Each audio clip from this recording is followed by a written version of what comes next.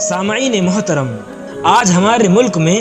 75واں جشن یوم آزادی منایا جا رہا ہے، اور آزادی کا لفظ جیسے ہی ذہن کے پردے پر آتا ہے تو دارالنور مکن پور شریف کے ان مظلوم سید زادوں کے ظلم کی زنجیروں میں جکڑے ہوئے اجسام، تڑپتے بلکتے چہرے، جلتے گھر، راکھ کے ڈھیر میں تبدیل ہوئے چھپر، روتے سسکتے یتیم شہزادوں کے گالوں پر تماچوں کے نشان، نرم و نازک جسم پر تازیانوں سے کھینچی کھال پر خون آلودہ برتوں کا تصور حاشیہ خیال میں جنم لینے لگتا ہے۔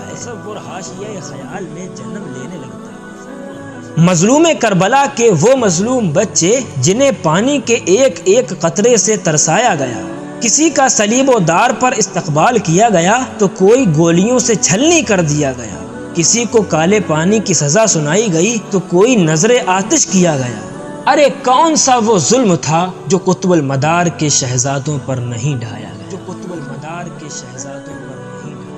مکن پور شریف میں ایک شور ماتم بپا تھا جب انسانی خون سے ان ظالموں کی پیاس نہ بجھی، جب گھر جلانے بستی ویران کرنے سے ان کے ناپاک جذبہ دل کو تسکین نہ ملی، تو اب وہ درندہ صفت لوگ خانقاہ قطب المدار کی جانب بڑھے اور خانقاہی لائبریری کو آگ لگا دی، مقدس مقامات کی بے حرمتی کی، اور حضرت خواجہ سید ابو محمد ارغون جانشین اول قدس سرہ کا قائم کردہ مدرسۃ العلوم کو کھنڈرات میں تبدیل کر دیا گیا، اور بادشاہ ابراہیم شرقی جون پوری کا نظر کیا ہوا کوہ نور ہیرا روضہ مقدس سے اتار لیا گیا، اور بھی بہت سی نادر اور قیمتی اشیاءوں کو لوٹ لیا گیا، اور یہ نفرت و تعصب اور فسادات کی آگ صرف مکن پور شریف میں خانقاہ قطب المدار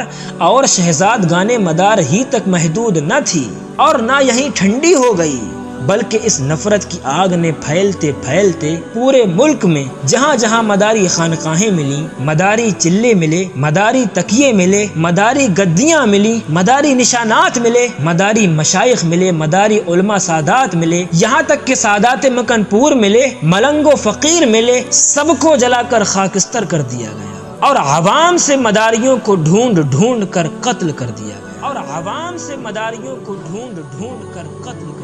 سامعین، اگر آپ پوچھیں کہ سلاسل اور بھی تھے، خانقاہیں اور بھی تھیں، مدارس و مکاتب اور بھی تھے، علماء و مشائخ اور بھی تھے، مگر سلسلہ مداریہ ہی کو نشانہ بنا کر صفحہ ہستی سے اس کا وجود کیوں مٹایا جا رہا تھا، اور انگریز سلسلہ مداریہ کا نام و نشان ختم کیوں کرنا چاہ رہے تھے؟ تو اس سوال پر امیر القلم صاحب قبلہ کہتے ہیں کہ میرے عزیز، میں صرف اتنا کہوں گا کہ جب اس ملک پر ظالم قابض ہوئے تو اپنے مشق ستم کا نشانہ بنانے کے لیے بلا تفریق مذہب و ملت انسان چنے، ہندوستانی انسان، اور جب انسانیت درندگی کے نکیلے دانتوں سے پھاڑی اور نوچی جانے لگی، جبراً کسانوں اور دستکاروں کی اشیاء اپنی مقرر کردہ قیمتوں میں خریدی جانے لگی، اور کسانوں اور دستکاروں کو کسی دوسرے کے ہاتھ اچھی قیمت پر فروخت کرنے پر کوڑے مارے جانے لگے، ذلتیں دی جانے لگیں، تو توپوں کے دھانوں سے، گولیوں کے نشانوں سے، موت کے ٹھکانوں سے